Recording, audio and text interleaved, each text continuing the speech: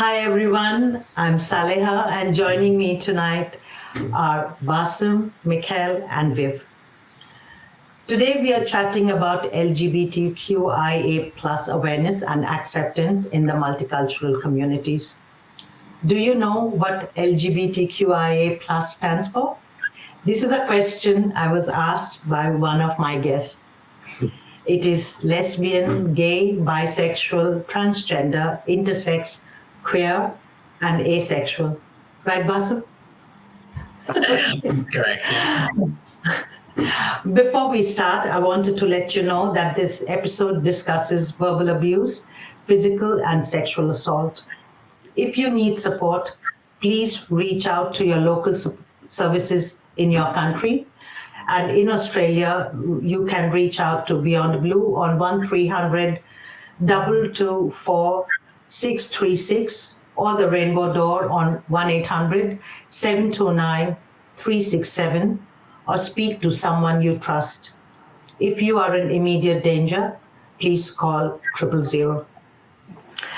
Before I introduce you to my guests, here are some stats that I got from the Victorian government website. 1.2% of Victorians identify as lesbian or gay. 2.8% of Victorians identify as bisexual. 1.1% of Victorians identify as transgender, gender diverse, queer, pansexual, asexual, or having an intersex variation. LGBTQIA plus Victorians face higher levels of discrimination, stigma, and exclusion, which leads to poorer health, economic, social, and mental health outcomes than other Victorians. I've read all this from the Victorian government website, and I'll put the link at the end of this program. Meet my guests, Basu, Misha, and Viv. Thank you for joining me.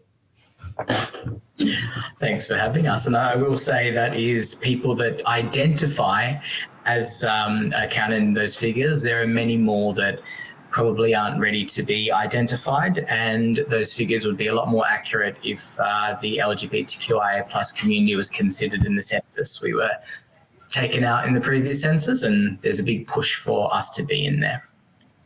Thank you. So before we start, do you want to tell us something about yourselves? Basim, do you want to start? We'll go alphabetically. Sure. My name is Bas or Basim.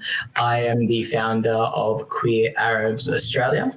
We were the first queer Arab / MENA, which is Middle East North Africa group to be part of Melbourne Midsummer after all this time, and the first queer Arab MENA community to march at Sydney Mardi Gras in, I think, 20 years. And we were the first group to do it without having to cover everyone's face. So, wow, awesome. Really big things and some more amazing things on the agenda. All the best. Misha, do you want to tell us something about yourself?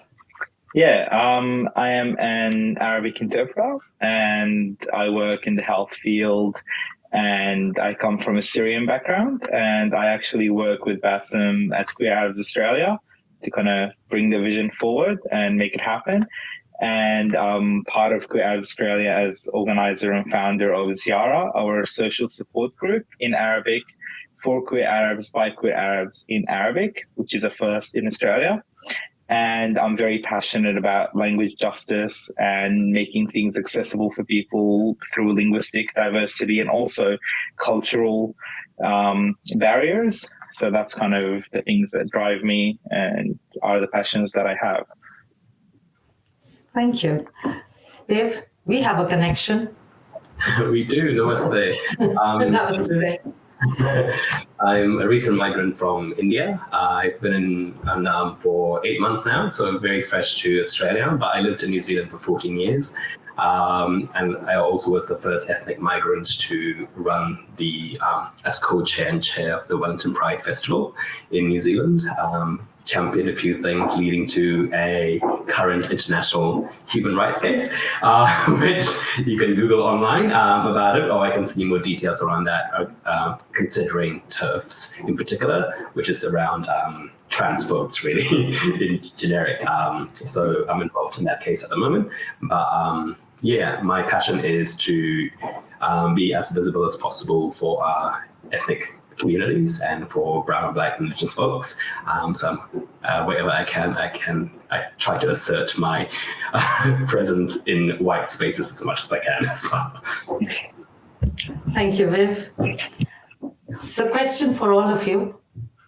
Was it tough for you guys to come out? Yes? No? Yeah. No, I was just gonna say, yeah, it's a very tough question. Even the word coming out, it's really difficult for people to grapple around, and it's a challenging concept for a lot of people in our communities, in our ethnic communities, to share their sexuality and gender identity with their loved ones and community. So I think for me personally, it was really tough to come out to my parents and share that with them. But yeah, I imagine for other people in the community, it's the same shared feeling of difficulty to kind of be open about something that, you know, there is a lot of hate and discrimination around. Yeah. Wasam? Yeah, so for myself, it, I suppose, was very tough. I came out quite late, I guess. I think I was about 25 or so. And that was, I'd made the conscious decision that regardless of the outcome, if I was rejected from family, I'm at a stage in my life where I can live independently and not have them in my life. And I think that's a conscious decision that queer people sometimes have to make, because queer people are probably amongst the first to learn that parental love is actually conditional. So it's something we have to grapple with and think about before we decide to come out. Fortunately, I was embraced by my immediate family, and I haven't been back to Lebanon since, but I was outed by a family member. As far as I'm aware, I'm accepted, but yeah, I guess I'll need to experience it and see what that would be like. Viv? For myself, I have the joy of being away from my family, and because they're all based back in India, I do feel the full expression of my queerness in Australia. But going back home, where I do get visit, once a year, I do feel the isolation of being a queer person there, and do feel going into my shell. But I have, 80 to 90% of my family do accept me, but some of my immediate family members, unfortunately, the last I visited, have gone to priests and, tried to convert me, or lure me to that direction. So it does become unsafe whenever I visit back home. But I've got amazing siblings who are fully supportive, but it's an ongoing conversation. It's a conversation I'm always ready to go with humility and grace, because I know what my family's been through colonization and all that. So, but yeah, I'll pause there. Wow, taking you to priests in today's day and age. About to take me to priests, I would say. Yeah. There were a couple of very strong-headed aunties. We had quite a strong word, and to have a strong word with brown aunties, it's not a very safe space, because the slipper might come out at any time at me. But no, we didn't have a strong word. But my siblings were there too. And I would just note from just for listeners that might not be aware, I think queer people, it's not just one coming out, it's every so often different aspects of their life, different friend groups and workplaces and everything. There's always those stages of being asked, or people going, oh, you're gay, or whatever it might be. So that is something that continues to happen. And isn't that offensive? Does it really matter what your sexuality is? Ideally, no, but I find a lot of the times it's for straight people to understand and comprehend and go, oh, that makes sense to me, so I understand you now. It's not so much for anything. That's why we need to have so many letters in the alphabet so people can go, I understand what that means. Yeah. Wow, I'd be so offended if someone asked me. I mean, nobody asked us whether we are hetero. I mean, really, how does it make a difference? It's nobody's business but your own. And yet, we make it our business for everybody else's business. I mean, anyway, it doesn't matter. I can go on and on about interference. So has the journey been easier for you now that you're comfortable knowing your sexuality? I think it doesn't make it much easier or much more difficult. In a way, it just feels quite different because you know that you're not changeable. You hear the narratives of people around you that it's a choice and things like that. And when you're still young and unsure, those narratives feel very loud and they feel very dominating, and you start questioning yourself. But when you feel more sure of yourself, then you know that those narratives are not true, but you still are afraid of sharing with your extended family, with your family friends. It's still the same kind of fear, and I still don't feel comfortable sharing with my extended family or my family friends. Still live much of a double life, and all my family is here in Australia. So I envy you, Viv, about them being far away and being a bit more free. It's definitely very easy it's easier, I would say. It's not very easy, but it's easier to manage. But yeah, I think it's still a big challenge of having to navigate two places and being two people and straddling a fence of, am I this, am I that, in this place, in this space, I am this, in this space, I am that. So it's having to kind of live a double life in a way. You get better at it, you get much more comfortable switching between, but it doesn't get, it doesn't get more comfortable or affirming. I'm going to ask a question, which I don't know. Do you think this is more prevalent, this constant interference and having to prove oneself in multicultural communities? Do you think it also happens in white communities, or does it not happen? What do you think? I mean, I can only talk about our communities, right? And the way people are treated and looked upon. And it's always about what is the other person going to say. But Basim, I did tell you about an ex-colleague and what he went through. But I think it got better for him. I mean, his colleagues never judged him. I lie. Some did. And I think, there was always a snide remark, and it was always a man with a snide remark, not a woman saying anything. So do you think it's only in our communities, the migrant communities, or do you think it's across?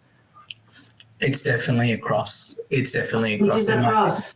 A lot more progressive people, but I have a friend, actually several friends who are part of this conversion therapy group who share their stories about, and most of them actually white people from Christian backgrounds or Catholic backgrounds who. Catholic would be tough, very, very tough.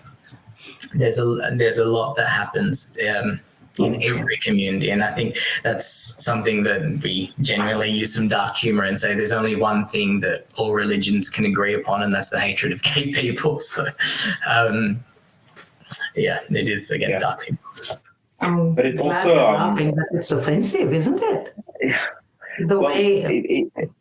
In a way, we have to kind of laugh about it to kind of manage it. So if we dwell on it and continue to, live in our sorrow and our sadness that it is not accepted and it's not something that is commonplace in society, then we will be down all the time and depressed and anxious. And unfortunately, the rates of people unaliving themselves and, the rates of that around Australia, especially within transgender communities, it's really high. And the impact on people is quite real. But it's across the board. It's ethnic communities and white communities. It might look different. It might have different ways of appearing from the outside, but it's still the same brand of homophobia. It's the same type of transphobia. It's still happening, but it might look slightly different. And people mistake that as ethnic people having, worse outcomes and worse attitudes towards gay or trans people. But that's not really the case. It's across the board with everyone. Did you face this in New Zealand too? Yes, I absolutely did face this in New Zealand. I guess it's also the intersection of race that comes into what I faced in New Zealand.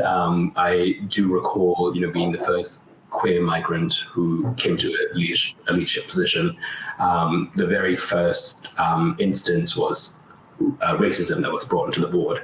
And, a particular person was a white man, was not very happy that I was on the board and tried to lead in a different direction with the board. So the intersection of race and queerness is so, I faced a lot of that bigotry, and in itself has put me back into my shell as, do I actually belong here? Like, do I actually belong in Aotearoa? Like, what the hell am I speaking up for? Which kind of links back to when I came out in India, when people did not accept me, like, am I supposed to be gay? Like, so it's all that questioning comes back again. But I agree with Michelle and Bassam about the prevalence throughout all communities about the bigotry of towards queer people in general. And I will say from my experience as well, the one that we have many advantages being queer. One of them is sitting back and just paying attention. We always have to kind of edit ourselves so we don't accidentally out ourselves. We always have to be mindful of where we're looking or what we say and everything of that. But when you do actually come out, whenever you're ready, and there's no pressure to be ready, but there's also then that unlearning that you have to do. You have to then, because we're brought up to be a certain way or a certain thing, and then you get to question that as your authentic self. If you can get to that stage, it is absolutely powerful because no one can question it. The unfortunate reality is the only way we can get there is by having to question ourselves constantly throughout our life and be challenged for who we are and what we stand for and everything. And if we want to create a safer spot, that involves community to accept us and just appreciate us for who we are. Because as Michelle said, that the unaliving rates of a trans person is 10 to 15 times higher than their cisgender heterosexual counterparts, and that means a straight male who was born a male who identifies as a male, straight female who was born a female identifies as female. But that number can drop by 80 to 90%, and I'm saying 90% because that was the statistic I saw, if that transgender person is accepted by both parents. That is the impact family has and community has on us. Do you think families are more accepting now? Are you seeing that in the space that you work in?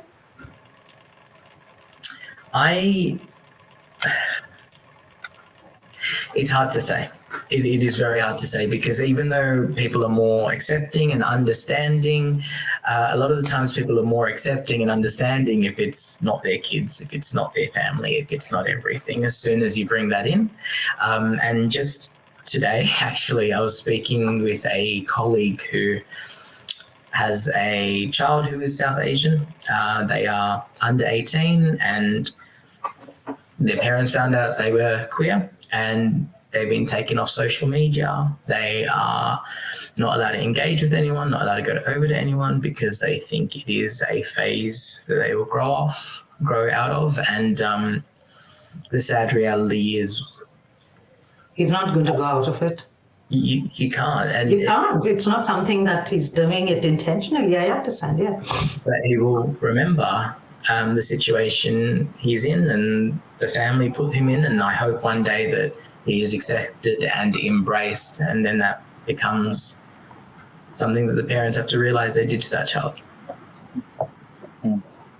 I remember recalling about a year ago reading an article about in New Zealand in particular, the highest rate of homelessness amongst youth is from queer youth, so which directly correlates to unaccepted families. And this is statistics from a year ago, so it will not change that much to 12 months later as more right-wing propaganda infiltrates society.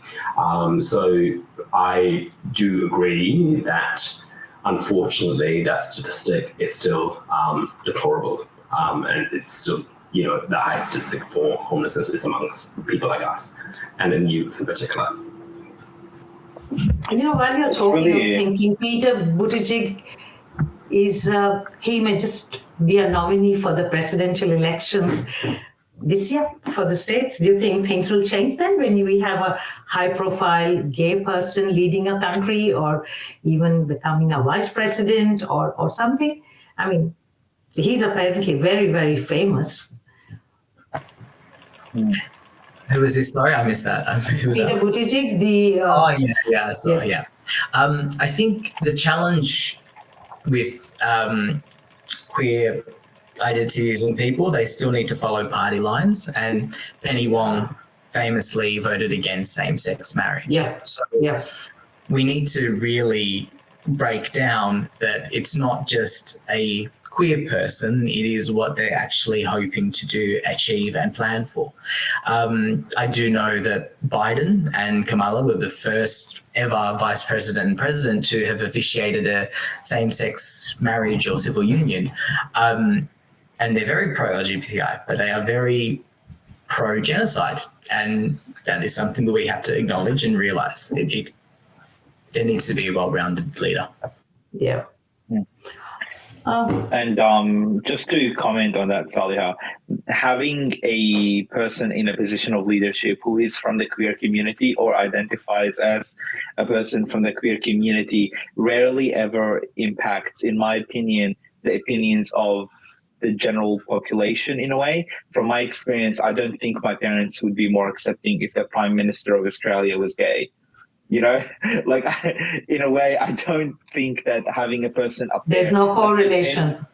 Yeah, that's a very, very subjective opinion on my end. It will probably have an effect, a bigger, wider scale effect. But I think in terms of on the lives of day-to-day people, I don't think a presidential candidate in America will genuinely, shift everyone's opinion about the queer community all of a sudden. I think the hate will still be there. And to address the hate, I don't know exactly what needs to be happening, but further education and more safety for people who want to come out but are afraid to do it needs to happen. It needs to be safer for people to come out and know that they will be secure and safe.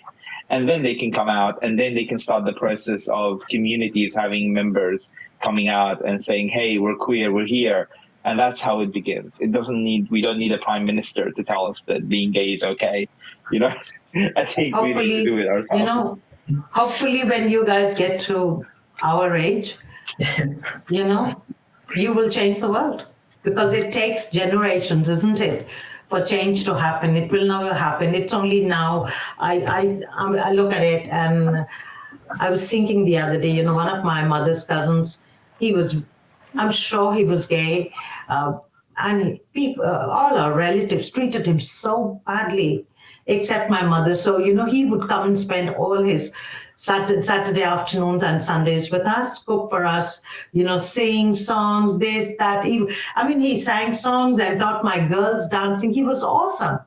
But he died a lonely man because nobody accepted it. And nobody, in small town India really, even if they knew what being queer is, they just didn't accept him. So hopefully, your generation will change it and normalize any kind of relationship.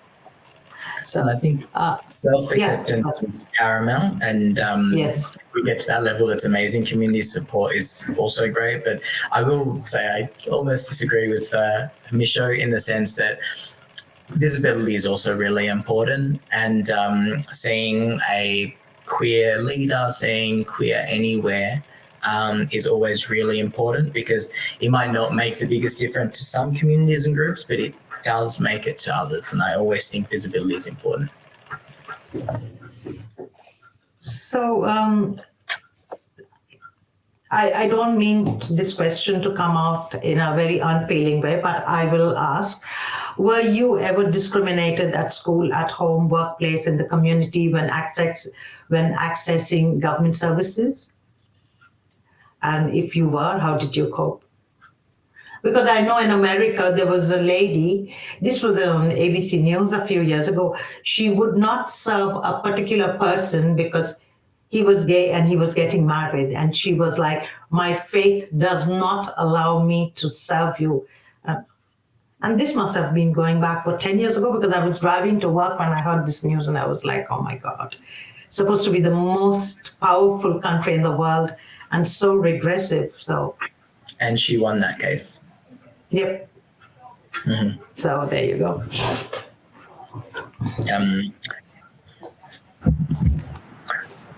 I think I personally experienced stuff at home, but not in terms of accessing services. Maybe I haven't tried to access as many services just yet. Just by privilege of being able to speak English alone means I don't have to interact with the specific interpreters. I can defend myself and advocate for myself. Sure. But it's not the case for many people from our communities who share their stories of discrimination with us, simply through not being able to advocate for themselves because they can't speak English and having to use interpreters who are transphobic or homophobic. So I've seen experiences by other people, luckily, and I'm very grateful that I haven't been through much other than just homophobia at home and having to deal with my parents' own attitudes towards it. Which is really good. I mean, it's sad for people who don't speak the language. I know, people who don't speak English, doesn't matter what services they're trying to access, it's a nightmare. It's a nightmare. People are all, and especially interpreters, I don't know what they interpret, or translators, sometimes it's not at all helpful. So, yeah. Just to feed off Misho's point that not only is it bad for general or unhelpful, but we've had instances where a translator would come in or interpreter would come in, find out the person was queer and say, this is against my religion or this is against my values, and walk away. They would purposely provide misinformation or like incorrect information when seeking medical treatment. They would misgender them. They would say slurs. They would sabotage their opportunities at visas. These are all very common things that you don't understand if you don't understand the language. Now, that is part of the reason why Queer Arabs Australia has created a queer-focused, queer-based interpreting and language service, so we can actually provide the translators and the interpreters who are queer people who then can translate, use the appropriate wording and everything, because this is not something uncommon. This is something we all have heard of quite a lot in the community. oh my God, it's shocking. I cannot believe interpreters do that. Yeah. Wow. Yeah, personally, I haven't faced myself much like Misha, apart from the homophobia from community and from family, which is quite constant. But having heard stories from, a particular case was in New Zealand. I was at a party and had a call from a trans woman who was of ethnic Indian descent. And she didn't want to go to the police because she knew immediately that the police could not support her. And she was in a rural town in India, rural town in it's quite jarring when obviously these systems are in place, which are supposed to protect us, but people cannot go to them because the police or the people in power are not there to assist us, or there'll be one or two who will assist us, but the rest of them is pretty jarring as to, the links they'll go to discriminate people.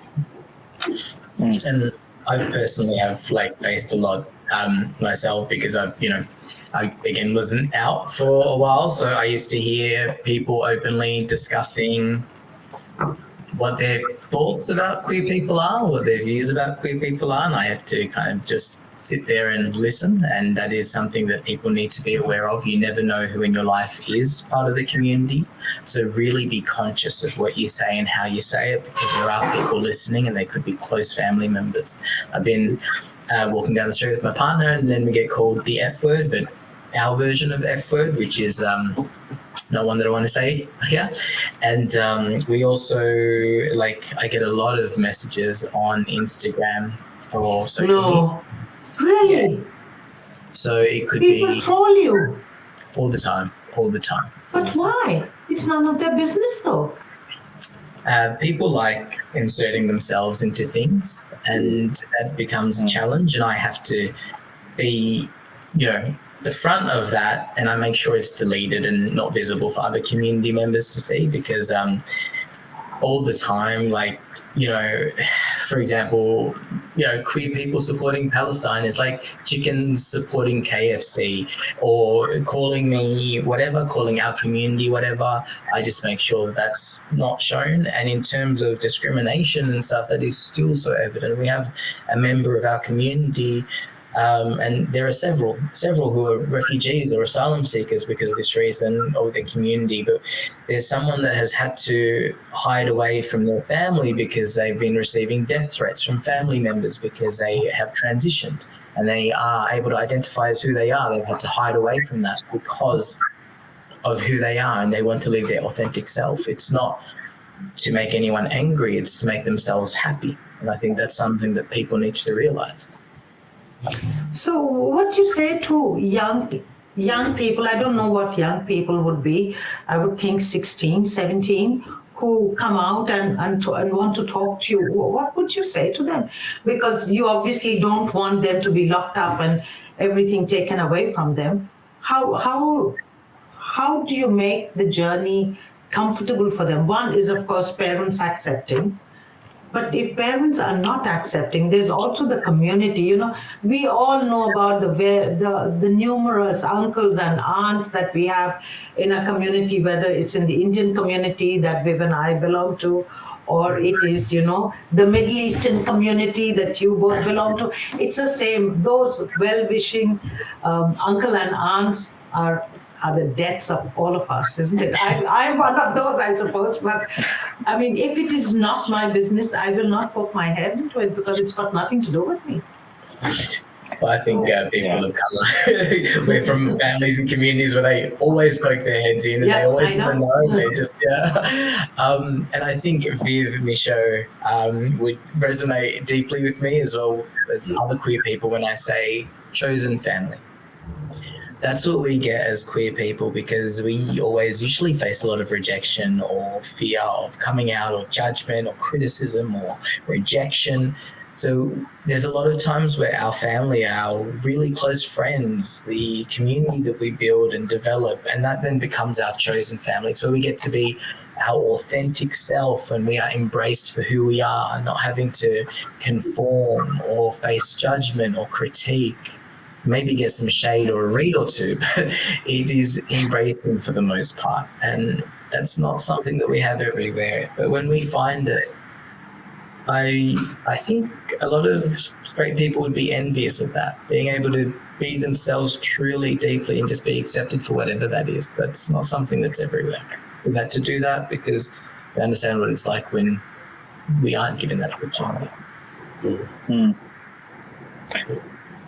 I would also kind of give advice to younger people, especially the younger generation who are queer, who are finding and discovering themselves and understanding themselves more, that coming out is a very outdated concept. I think our understanding of having to disclose our identity to everyone around us is a very individualistic, it's a very Western thing.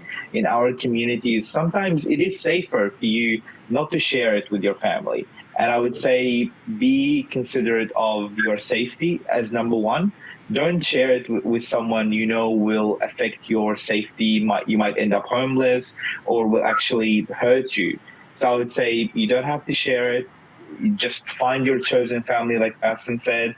And then when you grow up and you're more independent and when you're able to support yourself, then you can go ahead and be open, knowing that you're safe.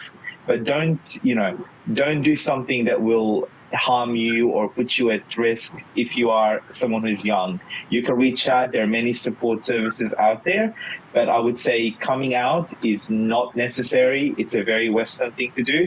Sometimes your safety is more important. Just take care of yourself first, and then you'll find your chosen family. You'll be able to live the life you want. It's very possible. It's very doable. It's not only in the movies. We live it every day. We have our chosen families and we have our real families. Yeah. I cannot believe in today's day and age you will become homeless because you have decided to tell your parents that you are you are gay. Is that religion or is this something more? I mean, I'm just trying to understand. To the context of when I go back home, and I know a few friends who are homeless, it's conditioned to respect from society. The community says. Yeah, correct. Yeah. So when I came out, was very much that was the one main thing, more than religion, more than anything. How have we shaped the family? That was the one common thread amongst all my friends from back in India as well, who have left our homes and chosen to have chosen families. So it's even though religion is a major contributing factor, the traditional values of respect from the community still upholds within the Indian context. Good boy. And I would say there's also a concept, instead of coming out, it's called coming in. And essentially what that means is you might not want to say, hey, here I am out to everyone, but you might ask someone to come into your world and to then share that with that specific person or group or whatever it might be. I think it just, as Misha said, it has to be based on what your thoughts are when you're ready, not just because it's National Coming Out Day or because everyone's done it or because you're getting pressure and everyone should accept you. Lots of people have lots of different challenges, and I think that's what it comes down to. Yeah. And to Basil's point, I think the coming out, it's fantastic, but coming in to teach ourselves about gentle love and how do we, apart from the partying and all that stuff that we all do, the whole shebang, which is great, but really being emotionally vulnerable within ourselves, within our chosen families, which is very rare for us to do because we're so used to putting up walls, being strong and all of that. What I've tried amongst my friends is to, have dinners together and let's really talk about what's underpinning all of these challenges that we face as a community, and show each other what our parents could not give us at a certain point. Let's show ourselves unconditional love and what that actually means. So that's how we invite ourselves into our own chosen families and give ourselves that respect that we deserve, really. So I'm going to ask you guys a question, and thank you, Basum, for asking me to put a trigger warning here. So I'm going to ask a question, and for all our audience, if you find this part triggering, please contact the service helpline, such as Beyond Blue and the Rainbow Door. And details and contact numbers will be at the bottom of the video after it is uploaded. So, Basum, I'll ask you this question. It is said that people who identify as LGBTQIA+ face social exclusion, verbal and physical abuse, and sexual assault. I won't say, did you face any? Do you know of anyone who has faced this? I know of someone who did and walked out of the relationship, especially when he was, sorry, Misha, I'm just going to use a word because at this time I'm in so much of a shock at what when I'm listening to you guys. Is when he came out to his mom, and he was in a very, very abusive relationship. So I know it was terrible for him. And then later, of course, he's now, I think, the last time I spoke with him was about 6-7 years ago. He was in a relationship for about 10-12 years and very happy. So, and that is what it's all about. It's eventually finding that spot and finding whatever your community is and finding the right person. But am I aware of it? Absolutely, I'm aware of it. Growing up, there was all the, people would be talking about the gay bashings that are happening, this person getting bashed because that was queer, or making a joke about beating someone up because they were queer or gay. And globally, it still happens. We can't just be in our bubble. Look at Iraq having some of the worst laws or anti-LGBTQI laws where when it was proposed, it was if you were caught, you would be sentenced to death. and now that's significantly dropped. But anyone who's affirming their gender, and that could be as simple as wearing a dress, if you are assigned male at birth, can face 2 years imprisonment. A doctor who is supporting them or providing medical treatment can face 2 to 5 years of imprisonment. This is also happening. You look at laws that are in Uganda, and you even have a look at the right wing that is happening in the US at the moment, or in Australia, or all over the world. There is a lot of it going backwards in places. And have a look at, do a drag story time event and just see the reaction. All that is someone in a dress reading a book. It is reading a book, right? That's all it is. But people believe that it causes things. I didn't choose to be gay. I'm gay. Seeing a man in a dress is not going to make me gay or less gay or more gay. Seeing a woman in a dress is not going to make me straight. It's not how it works. If it was a beautiful woman in a dress reading me a book, I'm not going to go, oh, maybe I'm straight. That's just not how it works. Unfortunately, people don't understand that. And there's been lots of threats, death threats, councils having to close this. So outside of just me. Yes, I know which one you're talking about. Yep. I think it was also going to happen at Parliament. Mm-hmm. They had to cancel it. Yeah. That one too. Yep. And there's been local councils. There's been plenty of them. I myself have been witness to lots of things that have happened within the community. Myself, I do know someone that was. They were essentially. They said they were by trigger warning. They were raped, and they were raped by a male. They weren't out. So they weren't able then to tell people or say anything or go to the police for fear of being outed and having to share that with community and stuff. So this always happens. It happens so frequently where trans women are taken advantage of or bashed or beaten after a straight cisgendered male has had sex with them. It is absolutely appalling what the community has to go through, because there's this shame that is not coming from us. It is from the straight status quo that people need to live by. We need to break those chains and understand that we don't need to be in a box. No one needs to be a certain way or a certain thing. All of these things are fluid. And if we just stop judging and just went, I don't understand that, but that's okay. That's you. You know yourself better than I do. Do you? You're happy that way.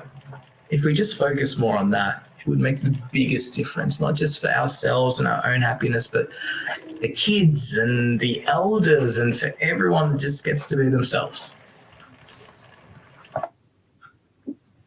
Okay.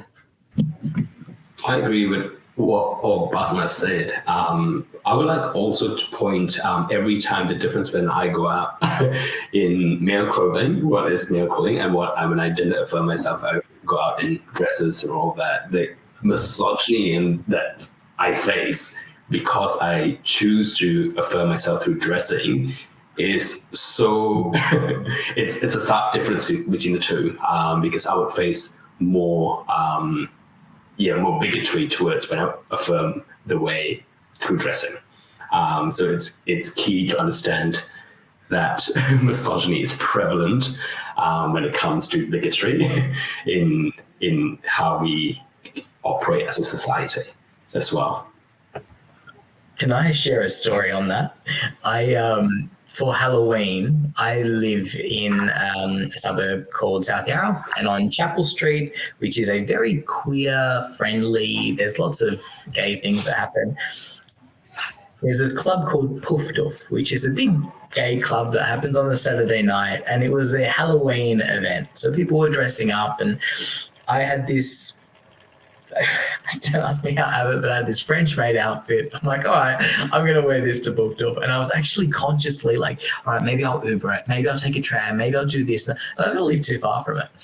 But I was conscious because I was worried about what could happen or what I could face. And I thought, you know what, if trans women or people that just express gender or gender non-conforming or anyone that can just go out there and just be themselves and walk it, I can do that.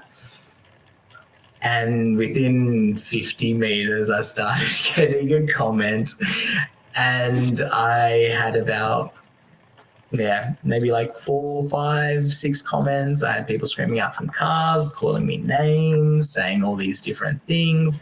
And this is meant to be a very queer-friendly thing. So it is something that is prevalent. And we talk about all these celebrities that come out and they're like, wow, that's so brave and that's amazing. But what about all those people that get to express themselves for who they authentically are in areas and communities that aren't ready to accept it? They're the brave ones making it easier for everyone else. The sports persons are not coming out. Yeah. Isn't it? Mm-hmm. Footy is such iconic Victorian game. They're scared. I don't know who they are, but obviously they're not. It took one of our national swimmers years to come out. Yeah. Whereas absolutely. I believe in the women's footy team, they all come out so easily. So what is... And some of Australia's biggest sports heroes are lesbians. Like you had to look during, the World Cup when the women's were Australia's best sports team, and the majority of these stars were lesbian or identified as part of the queer community. There's a lot of repression in groups, and that needs to be broken and encouraged, because there are queer people everywhere and in AFL. I'm sure our community have heard stories, but it is there. We just need to be very mindful of how they're portrayed in the media.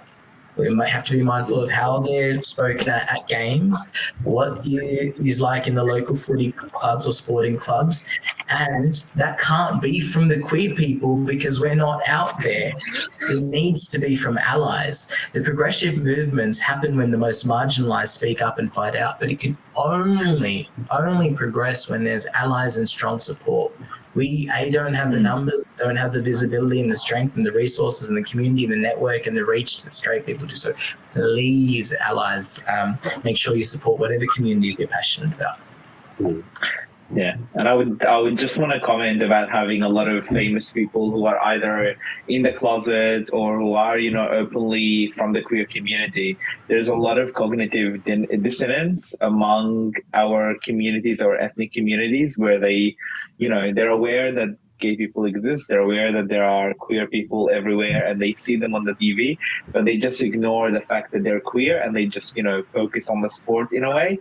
Whereas within their households, within their communities, they kind of ignore the fact that there are queer people, and when they come out, they face a lot of hatred, and they put a lot of hatred towards them. So it's a lot of that kind of double standard of, I can have my favorite footy team with a gay, kicker in it, but my son or my daughter or my child cannot actually be queer, So there's a lot of that kind of double standard in their head. It's okay when it's far away. It's bad when it's around me. It's not good when my kids or my cousins or my family are gay or queer. It's almost like you're talking about Bollywood. So gay. Yeah. All the drama and So, you guys talked about the media. How has the media representation been? I see the smiles. So. It's been better, like in terms of visibility. Like there's a lot of queer characters and a lot of queer visibility, especially you might see on shows in Netflix and like really popular mainstream shows. And they're queer characters that aren't, those 90s or 2000s queer characters when that was their identity. They are people that happen to be queer, and that is an aspect of their life. And I love when the community around them don't make it a thing. It's just accepted and embraced. So in terms of that media, it's great. In terms of how... Frankie and Grace, that's what I thought of when you were talking about Netflix. Frankie and Grace, love. And in terms of news media and media outlets, I think they're giving a very big voice to a very small community. And when it is highlighted, and like the reality is, when a post is online and it divides people and it makes them angry or whatever it is, that's driving engagement. That's when people are tagging, that's when people are commenting, that's when people think, that's when people spend longer on the thing. Okay. So exactly. So the idea that media does that, it is generating income, it is generating visibility, it is generating something for self-interest and potentially for their shareholders. It is not driving a more cohesive community. It is selecting content, specific wording. It is making sure that what shouldn't be an issue is now all of a sudden an issue because that's what community are saying is an issue. There needs to be more onus on community and hopefully allies that can help drive that, because how we're depicted in media is still miles behind. They're happy to show the gala and they're happy to show all these like queer iconic things. But again, you do a drag story time, the focus isn't on, hey, this is a drag story time. It is all about the aggression that happens and the aggravation, the anger and the fight back. And that's what's given the media attention. And that is disgusting. That is challenging to see. That is challenging to watch. And being a young queer person that is on the fringe of being outed, or being a queer minority from an ethnic background and having to see all that, and then being the being the parent who sees that and it just reaffirms that they're biased, that it's okay, other people also think it's strange or angry. It doesn't make a safe community, and it is our community that's suffering for it. But say something? Sorry. No, you go ahead, Viv. No, I just wanted to kind of share a comment on the representation in media. I think recently we're starting to see more intersectional representation of queerness and kind of an ethnic background or a multicultural kind of queer persons being represented. It's still not kind of as common as I would like it to be and as it is in reality. And if it is in one show, like I watch Netflix a lot and I boycotted them since, but when I was watching them, I used to see a lot of characters, but every now and then there would be one queer character who is a person of color, and the whole show is now, like the whole media around the show promoting it is all about, look at us. We have a person of color who's queer. Yay for us. Like, look how amazing we are. Look how look how progressive we are. So it becomes a focus in, exactly, it becomes like a quota. Like, yeah, we've got a queer person of color. We've done all we need to do. You know what I mean? When the representation itself is really questionable of how realistic it is, or it can be hyper focused on how the multicultural community or the person of color's community haven't accepted them. So it's always either hyper fixated on being super negative representation of how our communities can accept us or not accept us sometimes. And they will hyper fixate on it during their promotional materials to the point where I'm like, I don't want to watch it anymore. Like, I feel sickened by how much they're fixating on it. So yeah, I think we need more, realistic and natural integration and incorporation of an intersectional queer character within a show, within the media. And realistic is definitely has to happen. I will say though, again, I just somewhat disagree, because I remember a friend of mine telling me about this show that had the main character was queer Sri Lankan, and they happened to be a queer Sri Lankan, and they got so excited because there was someone on TV that was like them, that had the same family, household and upbringing and understanding the nuances that you don't usually understand if you're not there. That makes it easier for Sri Lankans to go, oh, well, that family can understand and accept them and whatever. Same thing, visibility, if done well, is really important.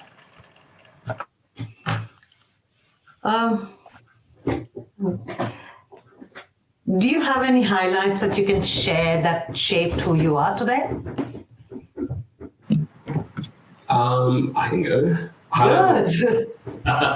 Highlight would be, for me, sitting down with my brother when I went back home 2 years ago. So I didn't get to go back home, obviously with COVID happening. So I visited after 3 years, sat down with my brother and just cried and said, you guys never ask about me and being queer and all of that. And he just opened his heart out. He said, I've always loved you. I would love to see you with a partner one day. And he said, other family members and all of that. And I think that really shaped me, because I had a preconception about who my brother was and what he would accept me of. But through conversation and open conversation with him, which is very rare for a lot of brown people to have, but just having the courage to have that, has opened up a whole new storyline for the both of us and for the other siblings as well involved in the conversation, as to how I talk about my relationships. So not feeling as siloed as I was, when I came out 10 years ago. So that was a huge highlight, which also has opened up to the context of me being able to authentically be myself when it comes to when I'm in sitting in meetings for queerness, for queer liberation, where I can really speak the truth. So that one conversation has shaped me, I guess, for the past 3-4 years as to how I navigate my queerness and how do I navigate my unlearning and learning as a queer person. Thanks, Viv. None of you want to say anything? Nisha, Basum? I think we're always letting the other person go first. That's why there's those long pauses. Yeah. I would say my highlight has been when we participated in the Sydney Mardi Gras. I think that was like. But thank you for talking about it. Yes. It was so amazing. Like, I think it was the most free and liberated and just comfortable I've ever was in my skin as a queer, as an Arab. So yeah, I think that was the highlight, and also having a conversation very similar to Viv's with my sister, and kind of coming out to her and kind of sharing my challenges with her. It was really magical, and she also had a very similar response of like, "Oh, screw the family! I don't care what they think. Like, I can meet your partner and we can have all this." And so it was really positive. So I'd say those are two kind of the highlights of my, little queer life. I think my highlights have, unfortunately, like a lot of them have stemmed from challenges and going through a lot of shitty stuff, going through having to question myself, going through everything, and then going, I want to make it easier for other people. I want to make it easier for other community members, for other queer kids, for people who aren't ready to come out, and for the elders that never got to do it, or people that haven't made it on the journey because they unalive themselves because that was the easier option. I think they're not alive. Really? There's a lot of community members that choose to take their life instead of continuing on because things are really tough. That is why statistically queer people, and especially trans women of colour, who are significantly higher rates of unaliving themselves because of the challenges they face. That is unfortunately part of the community. A lot of these challenges and stuff, what does make it a highlight is acceptance, and accepting myself for who I am, and not then having to question that or, be challenged by other people on my identity, because at the end of the day, I know myself better than anyone can critique me rather. And that is from my queer identity. Someone might say I'm a stubborn prick, and they could be right, absolutely. But in terms of my identity, absolutely not. There is no wavering to that. And acceptance is also when my mum accepted me and was part of actually the Sydney Mardi Gras. She attended there when she was celebrating, and a lot of other queer Arab people came to me and said how important that was, because they don't get that. So. Good on you. My God, this is such an awesome thing. Is sibling acceptance a big deal? This is for Viv and Misha. Yeah? Oh my God, yes. It is. I'm the elder. If they don't accept me, they'll get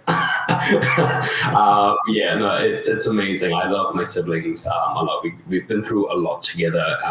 Growing up in quite the most pleasant of childhoods. So for them to to take care of me, I'm like, okay, you're the eldest, but we're still here as the siblings to take care of you. So that was really cool. And yeah, we still talk a lot. It's just like our bond is truly strong.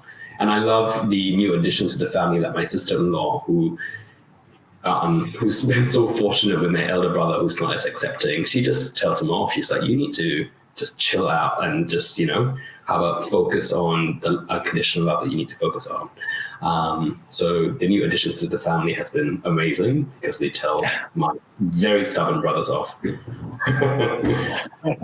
That's the light at the end of the tunnel, isn't it? That we all talk about. Yeah, it's about that acceptance, I think, like Bassem spoke, having that acceptance from family, or even it doesn't have to be, outright acceptance. It can be a nuanced way of accepting you. Like they don't have to outright, I loved meeting Bassem's mom at Mardi Gras. She was fabulous. She was marching with us. She was the coolest parent and everything. But sometimes you got to celebrate the small kind of achievements you do, and you recognize that your parents are people after all, and your siblings are just people.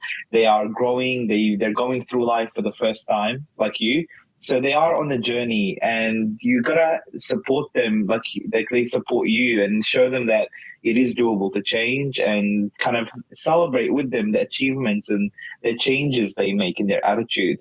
Like my parents have gone through a very long journey over 5-6 years now, and they've changed a lot from when they first found out until now. So I'm also really kind of proud of them for doing the work and showing me that they love me through trying to change their attitudes. So yeah, it's always about, the small wins sometimes. Sometimes we're not very lucky, so we celebrate, and we're very proud of the changes and the love that our parents show us in their own unique way. This was supposed to be a half an hour conversation. It is 1 hour, 1 minute, 46 seconds, and what a conversation. So before we end, and I hope to see Bassem, you for iftar. Please don't forget to invite me. And Viv, I will introduce you to people from the Northeast. And Misha, I will see you at iftar with Bassem. But what is one thing that you would like to tell our listeners? This time we go Viv first, and then Misha, and then Bassem. Oh my God. If you can access therapy, please access that. I would go with that. Yeah, it is important because I think as for myself in particular, I am so stubborn when it comes to being emotionally vulnerable. And I think that's just how I've grown up. And obviously in our communities, we don't believe in mental illnesses or anything like taking care of mental health. So I think the one thing as a queer brown person that is a gift that I've gifted myself, particularly this year, is to actually be emotionally vulnerable and not be afraid to talk about the challenges and tribulations that you've gone through. And not being afraid to talk about that you are suffering, or there is a light at the end of the tunnel, and you need to be fighting all the time. And just have a good time being queer. We're not all miserable people. We're always fighting, but we're always there to party and take care of each other. Great. I would say that I would again support Viv in their statement about therapy. It's really important to learn and understand yourself, and also, develop your own skills of managing your feelings and your expectations and dealing with the world around you. It's a really diverse world. You will see so much love, and you will meet and you'll come face to face with a lot of hate. And that's just the reality of life. So I would say, work on yourself, and also work on the people around you, support them, and provide some education and explain to them, because sometimes one conversation can be the start for someone changing their attitude and perspective. So it's really important to take the time based on your capacity. I wouldn't say to overexert yourself, but also give people a chance to show you their true colors. Sometimes they're not fully informed, and if you give them your perspective and you share with them your lived experience, it can make a big difference. So yeah, be open and take care of yourself first, and try and share your story with the people around you, and hopefully you will see people change. Lucky last. So this is a two-parter, and this is for the listeners. And if you have made it to the end of this show, which was meant to be half an hour but is longer, thank you. I want to direct this to the allies and people that have made it to this far. You have heard the struggles that each of us have faced, and that's 3 stories. You've heard the unaliving rates that is significantly higher in our community, and you've heard that it is not stopping and it is happening around the world, and there's a lot of pushback.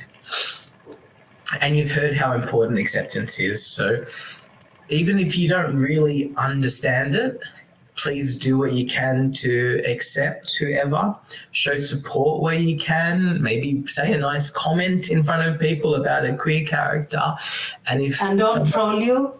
And don't troll me, but if anyone is saying anything bad about a queer person, please don't be afraid to challenge them. I know it makes an uncomfortable situation at times, but it is those challenges that the queer people see, hear, understand, and make it easier for them.